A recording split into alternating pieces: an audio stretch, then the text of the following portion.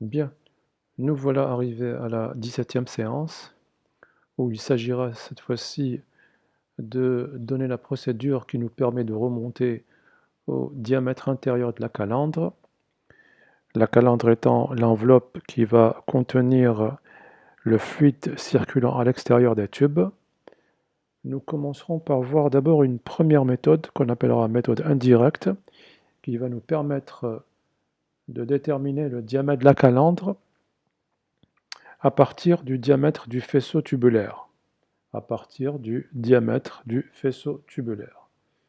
Donc ces calandres sont faites en acier au carbone, généralement,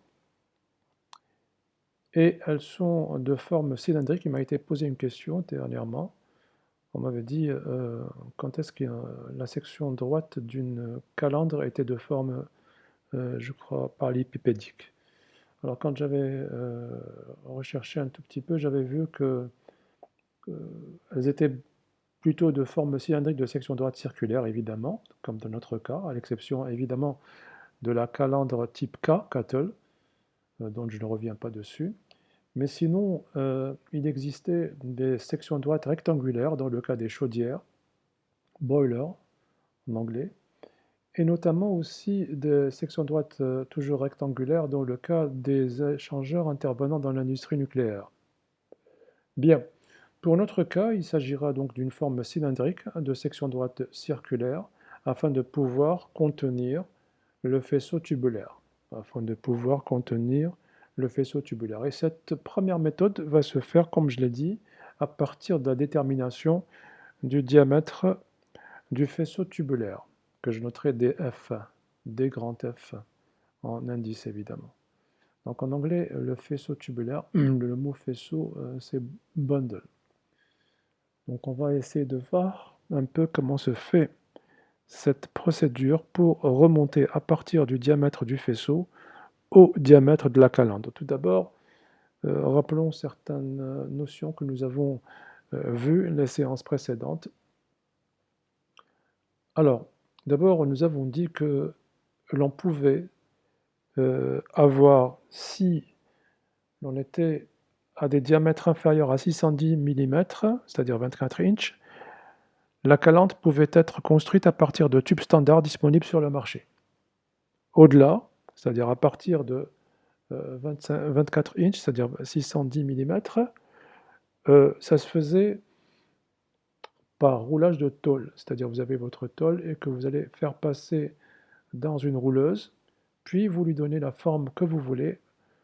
Ensuite, vous pratiquez une soudure sur les deux bords, ce qu'on appelait une virole.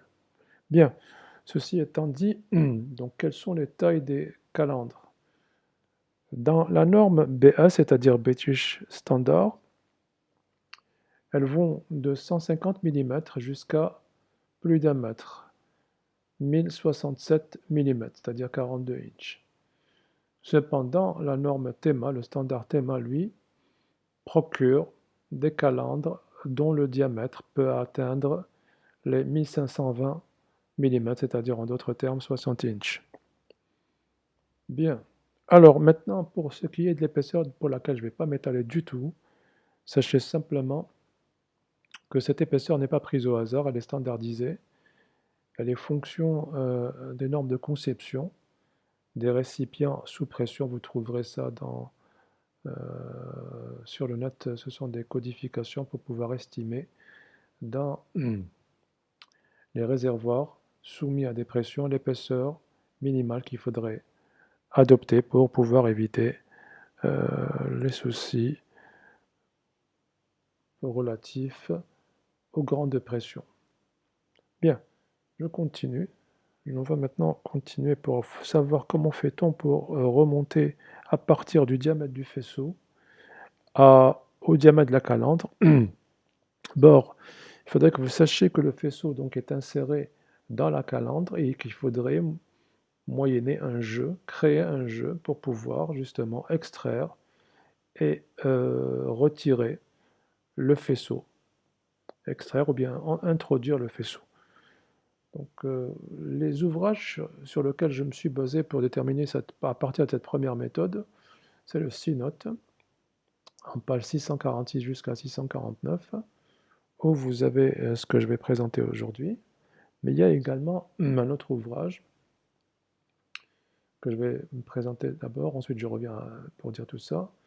C'est l'ouvrage Échangeur de chaleur, technologie, calcul et design par Mounir Bennajah. Et donc je reviens un peu en arrière. Qu'est-ce que tout ceci veut dire?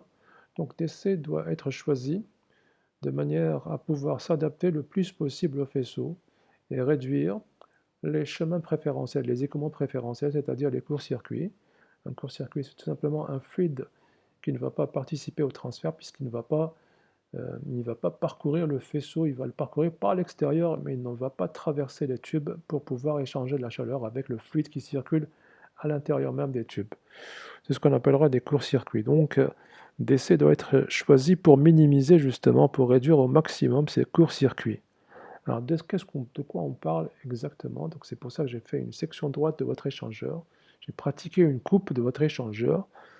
Et pour vous dire, voilà, donc rappelons que le diamètre du faisceau, j'ai noté ça DF, DF, D indice F, grand F. Hein. Voilà. Donc, faisons la section droite, bien la coupe de votre échangeur. Vous avez ici le diamètre intérieur de la calandre et vous avez ici le faisceau à partir de l'enveloppe externe de ce faisceau. Donc c'était le faisceau tubulaire. Entre les deux, vous voyez, il se crée un jeu qui permet soit l'extraction du faisceau pour pouvoir, par exemple, nettoyer mécaniquement l'extérieur des tubes, ou alors lorsqu'il s'agira de l'introduire dans la calandre, l'introduction du faisceau tubulaire dans la calandre. Je continue, donc voici le diamètre de la calandre, c'est le plus grand, c'est le diamètre intérieur évidemment, le diamètre intérieur de la calandre. Vous avez le diamètre du faisceau, ça concerne l'enveloppe externe du faisceau. Et vous avez le jeu, faites attention, quand je dis jeu, en fait c'est la moitié, c'est pour ça que j'ai mis un demi. Parce que vous verrez dans le graphique que je vais donner, ils vont donner directement la clearance ou bien l'espacement libre standardisé. Cet espacement, c'est une valeur, mais en fait ça concerne, parce que quand vous retranchez de DF de DC, vous retranchez pardon, DF de DC, il vous restera deux fois ce jeu, c'est pour ça que j'ai mis ici le jeu avec un demi. J'avais peur que vous pensiez que c'est ça uniquement le jeu. Non, le jeu c'est ici plus ceci, c'est deux fois cette épaisseur en bleu azur. Bien, continuons. Alors, on va montrer un peu maintenant la BAC que je vais présenter pour globalement 4 types de boîte arrière. Donc on nous dit en fait que le diamètre du faisceau que je vais devoir trouver, il est fonction du nombre total des tubes, de l'alignement et du nombre de passes côté tube. Et il y a une relation empirique qui est donnée très intéressante, qui nous permet de déterminer justement à partir du nombre total de tubes, de l'alignement et du nombre de passes, elle nous permet de remonter au diamètre du faisceau. Elle s'écrit comme en fonction du diamètre extérieur des tubes, en fonction c'est-à-dire de D2, c'est égal à D2 multiplié par le rapport Nt, nombre de passes côté tube, divisé par une constante K à la puissance 1 sur n. Et vous avez K et N qui sont tabulés comme ceci en fonction du pas. Donc quand vous avez un pas triangulaire, voici les valeurs de K et N, lorsque vous avez 1, 2, 3, 4, 6 ou 8 passes, pour un rapport D sur D2 égal à 1,25, ou bien, dans le cas d'un pas carré, pour lequel P sur D2 égale toujours à 1,25, vous avez K sur K et N qui sont donnés dans ce tableau pour 1, 2, 4, 6 et 8 passes, des nombres de passes pairs. Ensuite, que fait-on? Donc, une fois que nous avons déterminé à partir de cette relation empirique l'expression de DF, c'est-à-dire le diamètre du faisceau tubulaire, comment fait-on pour remonter au diamètre de la calandre? Eh bien, nous avons un autre abac que voici, nous avons un abac, le voici. Il est fait pour 4 types de boîtes arrière que je vais présenter. Donc, c'est le diamètre du faisceau, bundle diameter, en mètres, et qui va me donner le diamètre intérieur de la calandre auquel je retranche le diamètre du faisceau en millimètres. Donc je vais écrire ça de manière beaucoup plus sympathique comme ceci et je vais enlever tout ceci et remplacer par cela. Voici les 4 cas que je vous ai présentés. Alors vous avez 3 têtes flottantes que voici. Une tête flottante externe pour laquelle je vais faire un tout petit commentaire dans un instant. Mais vous avez les 2 têtes flottantes internes.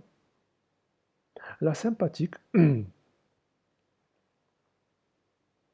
celle qui pouvait s'accommoder, pour laquelle le diamètre du capot était supérieur à celui de la calandre.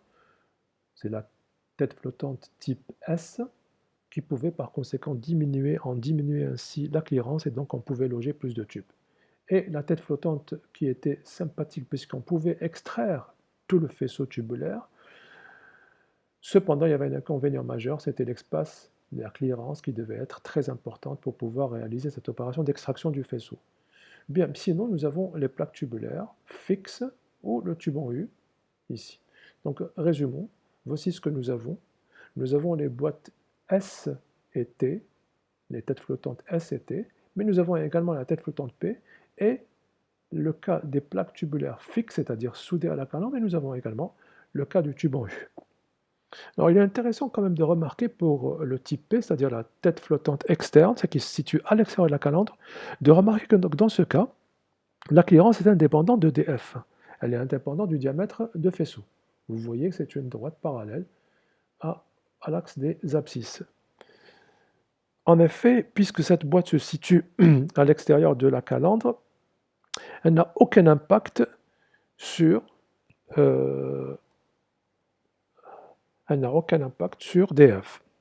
Et le jeu que vous voyez ici, à peu près, je vois à peu près 37 mm, correspond à l'espace nécessaire, l'espacement nécessaire prévu pour l'extraction ou le retrait, l'extraction ou l'introduction du faisceau tubulaire dans la calandre. Donc voilà ce qu'on pouvait dire. Retenez que le cas qui nécessite la plus grande clearance, c'est le cas T. Et je l'avais déjà expliqué dans les séances d'avant, puisque dans ce cas, le diamètre de la calandre était égal au diamètre du capot, du couvercle, ce qui fait que pour pouvoir extraire tout ceci, il fallait laisser beaucoup de vide. Bien, alors comment fait-on concrètement? Une fois que nous avons déterminé DF, le diamètre du faisceau, nous venons ici, nous allons sélectionner, ça dépend de votre cas, par exemple si j'ai un type S ou un type S, je crois, oui voilà, c'est un type S je pense, et vous lisez sur l'abscisse des ordonnées le jeu, c'est-à-dire 2 fois cette épaisseur en bleu, le jeu en millimètres. Une fois que vous avez trouvé ça, c'est simple.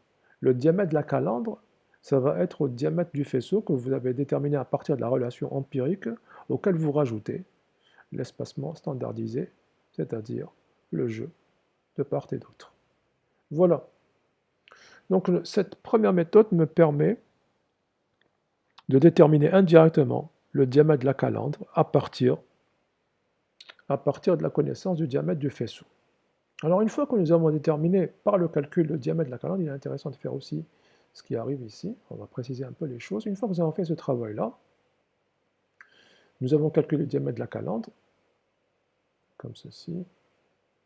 Quand je trouve une valeur, cette valeur, si nous avons de la chance, elle tombera sur une valeur standardisée. Autrement, il faut voir la valeur qui est tout proche d'elle pour pouvoir dire que le diamètre de la calandre sera désormais égal à une valeur qui est standardisée, et non pas n'importe quelle valeur.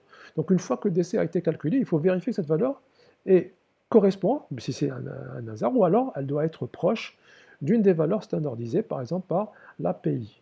L'API, c'est l'American Petroleum Institute, qui sont des tables que vous trouverez ici, grâce à ce lien que je vous ai préparé, pour pouvoir calculer, faire correspondre le diamètre calculé avec une valeur standardisée. Voilà. Alors nous continuons toujours pour aller voir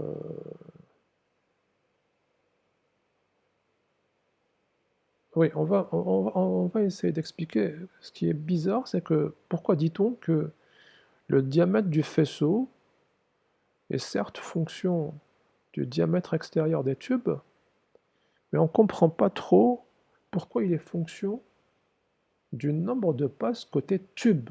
C'est même pas côté calandre, c'est côté tube. On ne comprend pas, comme ça de prime abord, pourquoi c'est fonction de 1T. Le nombre de passes côté tube, puisque le nombre de passes côté tube, il se passe dans le circuit des tubes, moyennant une cloison de séparation de passes qui va être placée dans la boîte avant. Alors on ne comprend pas trop pourquoi c'est en fonction de 1T, le nombre de passes côté tube. En fait, comme je viens de le signaler, pour pouvoir réaliser par exemple 2 passes côté tube, nous devons disposer d'une cloison de séparation de passes au sein de la boîte avant, comme ceci. La voici. Voici la boîte, la cloison de séparation de passes placée dans la boîte avant. Et vous avez les deux tubulures. Bien. Pourquoi ceci a un impact sur le diamètre du faisceau? Parce que tout simplement, la région qui lui correspond, qui correspond à la cloison de séparation de passes doit rester libre. Elle n'est pas occupée par des tubes. Ce qui fait que, voici donc le souci, c'est que pour créer ces passes, il me faut, comme on l'a dit, des cloisons de séparation de passes qui se situent dans le circuit tube et plus précisément au niveau de la boîte avant.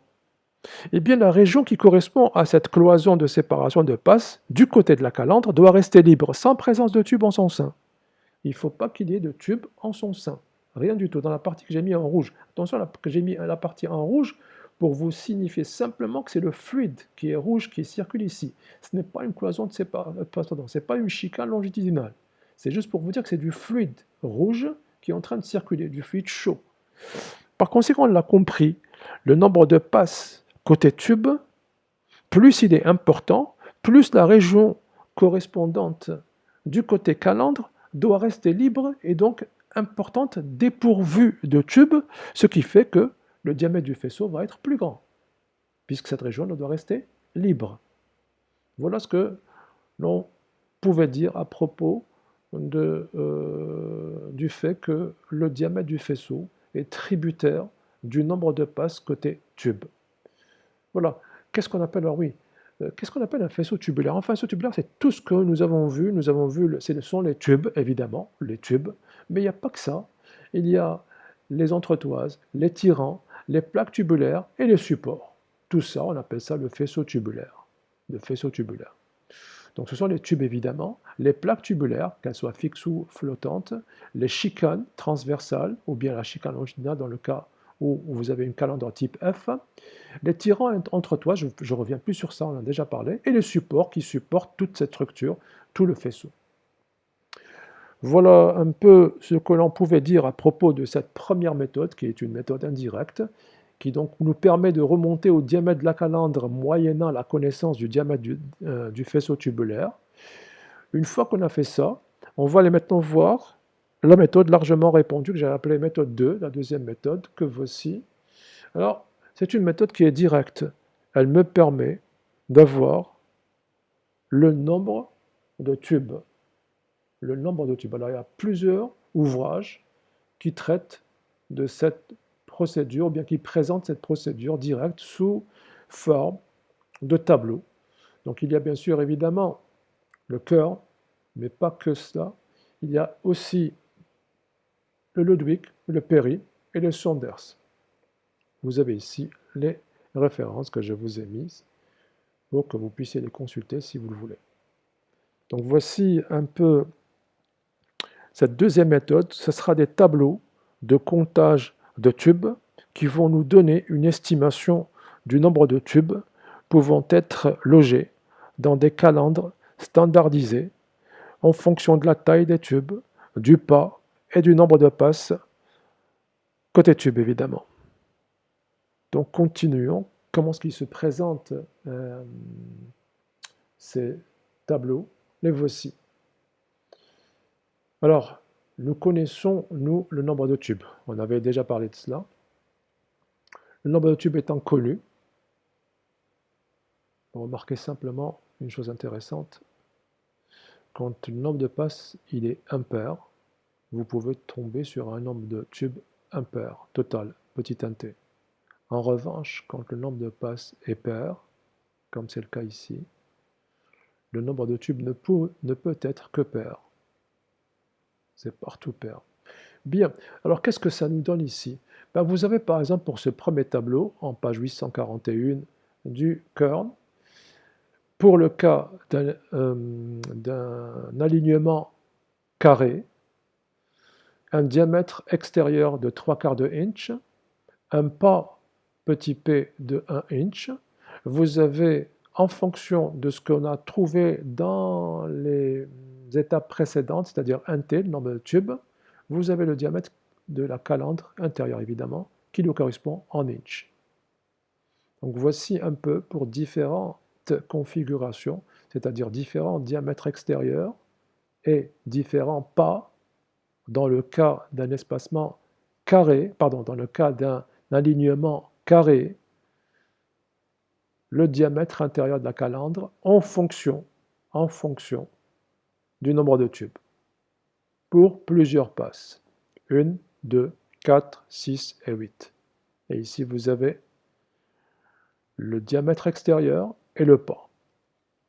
Ça, c'est pour le cas d'un alignement carré. Pour le cas d'un alignement triangulaire, que j'avais appelé très simplement quand j'avais présenté le quinconce, j'avais présenté la méthode simple, simplifiée de Kern, vous avez la même chose. Simplement, cette fois-ci, vous aurez l'alignement triangulaire. Alors, qu'est-ce qu'il y a aussi? On va voir aussi d'autres sur les autres ouvrages, par exemple Ludwig. Lui, qu'est-ce qu'il me donne? Il nous donne toujours le diamètre intérieur de la calandre, en inch toujours, ici, ou bien ici, en bas, complètement en bas. Et sur la droite, vous avez les alignements. Vous avez le diamètre extérieur et l'alignement. Triangulaire, triangulaire, carré, triangulaire, etc. Donc vous avez ici, dans le cas des plaques tubulaires fixes, du tube en U, plaque tubulaire fixe, tube en U, etc. pour 1, 2, etc. Vous voyez plusieurs passes. Je voulais juste rajouter, parce que je n'ai pas voulu le faire, ça c'est le tableau 19. Alors, le tableau 19, comme vous l'avez vu, concerne les plaques tubulaires fixes et le tube en U. En page 49 et 50, vous trouverez le tableau 10-10 qui donne le comptage des tubes dans le cas de la tête flottante. Donc, je n'ai pas voulu les faire. Vous n'avez qu'à partir, ou bien si vous le voulez, vous pouvez m'adresser, je pourrais vous envoyer une capture d'écran de ces cas-là, mais ce n'est pas la peine de les mettre, je n'ai pas voulu, parce que je m'étais aperçu aujourd'hui que je n'ai pas fait, j'ai eu la flemme de les rajouter. Je voulais impérativement faire cette séance aujourd'hui, donc je n'ai pas voulu perdre de temps. Donc voilà un peu ce que Ludwig va nous donner. On va aller maintenant vers une référence plutôt donc française. Il s'agira du huitier, que voici. Idem, c'est un tableau en page 1056 du huitier qui va nous donner, du tome de 1, c'est le tome de 1, qui va nous donner toujours le diamètre de la calandre, et ça c'est très intéressant parce qu'il c'est en centimètres pour le nombre de tubes pour 2, 4, 6 et 8. Et vous avez ici des tubes, le diamètre extérieur et le pas.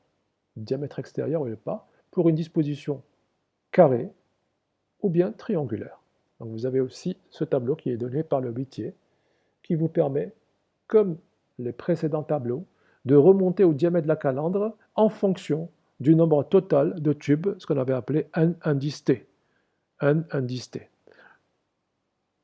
Et ici, vous avez le nombre de passes côté tube.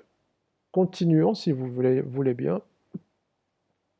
Alors, on va aller voir toujours un autre ouvrage qui présentera, ça c'est juste pour vous expliquer ce que j'ai dit, hein. Ça nous permet de remonter au diamètre de la calandre, connaissant le le nombre de tubes total au sein de votre faisceau. Alors, il y a aussi un dernier ouvrage, je pense. Le voici, Manuel d'évaluation économique des procédés. Je n'ai pas donné ces références. C'est bizarre. Bon, vous voyez, je ne sais pas, j'espère que vous arrivez à voir, sinon je mettrai ça en description. C'est le Chauvel. Donc, qu'est-ce qu'il me donne? Idem, de la même manière, il me donne le diamètre de la calandre en inch et en centimètres. il reprend exactement ce qui a été fait par le huitier, exactement. Donc voici le tableau. Ici, j'ai pris juste une partie pour que vous puissiez voir qu'est-ce que c'est. Mais ici, j'ai pris tout le tableau. Et vous avez ici donc l'alignement carré. Et on verra dans la page suivante, c'est-à-dire en 285, l'alignement triangulaire, je pense que voici, voilà, l'alignement triangulaire. Donc nous avons le pas carré et le pas triangulaire. Voilà, donc c'était la dernière, je crois, dernière diapositive relative à cette deuxième méthode. Donc qu'est-ce que c'est que cette deuxième méthode? Nous pouvons accéder au diamètre de la calandre connaissant le nombre total de tubes. Donc une fois en fonction de cela, nous pouvons retrouver le diamètre de la calandre, mais ne l'oublions pas, une fois le diamètre de la calandre déterminé par le calcul, pas dans cette deuxième méthode, hein. Dans la première méthode, il faudrait s'assurer que ça coïncide avec une valeur standardisée, affichée par les standards. Mais nous allons voir quand même une troisième méthode pour pouvoir obtenir le diamètre de la calandre, que voici. Je trouvais intéressant à vous la présenter. Elle est présentée dans un ouvrage que voici, que je vous présente. Alors le voici. Alors je ne sais pas prononcer, ce nom. Je ne sais pas si on dit CACAS ou CACAS, je ne sais pas. Moi, je dirais CACAS. Donc Heat Exchanges, Selection, Rating and Thermal Design. Donc pourquoi c'est intéressant? Parce qu'il va nous permettre d'avoir le diamètre de la calandre en fonction de calculs. Donc on va faire une série de calculs comme ceci. Donc qu'est-ce qu'il dit? Donc il va se baser pour cette troisième et dernière méthode sur la section droite de la calandre, pi d2 sur 4, pi diamètre de la calandre au carré sur 4. Et il va considérer la surface projetée d'un alignement. Qu'est-ce que va... C'est comme une espèce de mètre couple d'un grain, la surface projetée. Et il va dire que chaque tube va occuper une certaine surface projetée, moyennant un certain coefficient, le CTP, qui va tenir compte justement du vide, il va trouver combien de tubes il y a. Alors je m'explique. On va faire donc un chemin inverse. Le 1T, le nombre total de tubes, peut être prédit avec une bonne approximation en fonction de la section droite de la calandre. Pi d2 carré sur 4, le diamètre de la calandre au carré. Quand je divise, je rapporte cette surface à la surface AP. C'est quoi la surface AP? C'est la projection de l'alignement des tubes. C'est la projection de l'alignement des tubes. On verra que ce sera en fonction du pas au carré. Eh bien, on peut trouver le nombre de tubes total. Donc, faisons le rapport. Ça sera pi d2 sur 4, rapporté à AP, le tout multiplié par une constante de correction, comme ceci. Alors, je commence à expliquer chaque terme. D'abord, on va commencer par un petit tableau pour me dire qu'est-ce que c'est que ce CTP. Le voici. Alors, CTP est en fonction du nombre de passes côté tube. Une passe, ça vaut 0,93. Deux passes, ça vaut 0,90. Et pour trois passes, ça vaut 0,85.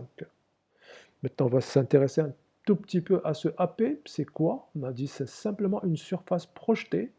C'est comme quand vous avez votre calandre. C'est la projection sur cette section droite de l'alignement des tubes. Donc ça sera en fonction du pas carré, le pas au carré, comme ceci, multiplié par une autre constante que j'appelle une constante CL, une constante d'alignement. Mais auparavant, qu'est-ce qu'on me dit? CTP, c'est une constante qui va tenir compte justement du non-remplissage du diamètre de la calandre. En raison, par exemple, des cloisons de séparation de passes, en raison de l'espace qu'il faut procurer pour pouvoir extraire et retirer le faisceau. Donc voilà. Quand je dis extraire et retirer, c'est la même chose. Hein. Quand je veux dire plutôt extraire et introduire. Hein. Désolé, hein, je suis en train de le dire depuis hier, je pense. Je veux simplement dire extraire et introduire le faisceau, parce que extraire et retirer, ce sont deux verbes qui veulent dire exactement la même chose. Alors, je disais donc, trouvons maintenant la valeur de CL pour pouvoir remonter. N'oublions pas, nous avons besoin du diamètre de la calandre, le diamètre intérieur. Donc nous avons un deuxième tableau qui va me donner pour les pas carrés et triangulaires la valeur de CL. La voici. Elle me dit globalement pour les pas carrés, quelle que soit la disposition, c'est 1. Et pour les pas triangulaires, quelle que soit l'orientation, quel que soit le 30 ou 60 degrés, c'est 0,87. Une fois que j'ai fait tout ceci, je peux extraire le diamètre de la calandre, le diamètre intérieur de la calandre, ce sera la racine carrée de ce qui va arriver ici. Voilà. Je peux maintenant prétendre pouvoir calculer le diamètre de la calandre à l'aide de ceci, à l'aide de cette relation. Mais voilà, je pense que nous avons fait le tour. Je vais juste un tout petit peu m'attarder sur cet excellent ouvrage. La première édition a vu le jour en 1997, la seconde en 2002, la troisième édition en 2012, et enfin une dernière édition à ma connaissance, c'est la quatrième édition, a vu le jour un 21 janvier 2020. Voilà. Je pense que nous avons fini, oui, nous avons fini cette première partie de la 7e étape où il s'agissait de déterminer le diamètre de la calandre. Nous avons vu une méthode indirecte qui me permettait d'accéder au diamètre de la calandre moyennant la connaissance du diamètre du faisceau. Nous avons vu une méthode qui se base sur le nombre de tubes total. C'est celle qui est largement utilisée. Ce sont donc des tableaux qui me donneront, connaissant le nombre total de tubes en fonction de l'alignement du diamètre extérieur des tubes, du nombre de passes, ça me donne le diamètre de la calandre. Et enfin, nous avons vu une dernière méthode qui est présentée par l'ouvrage Heat Exchanger, par le CACAS, je pense, c'est comme ça qu'on prononcerait. Elle me donne de quoi? Elle me donne le diamètre de la calandre en fonction de pas mal de constantes, mais surtout en fonction du nombre total de tubes. Bien voilà, donc nous avons terminé les 6 étapes, et dans la 7e étape, nous avons vu le premier point. Il me reste pour la prochaine séance, ça durera toute une séance, le deuxième point.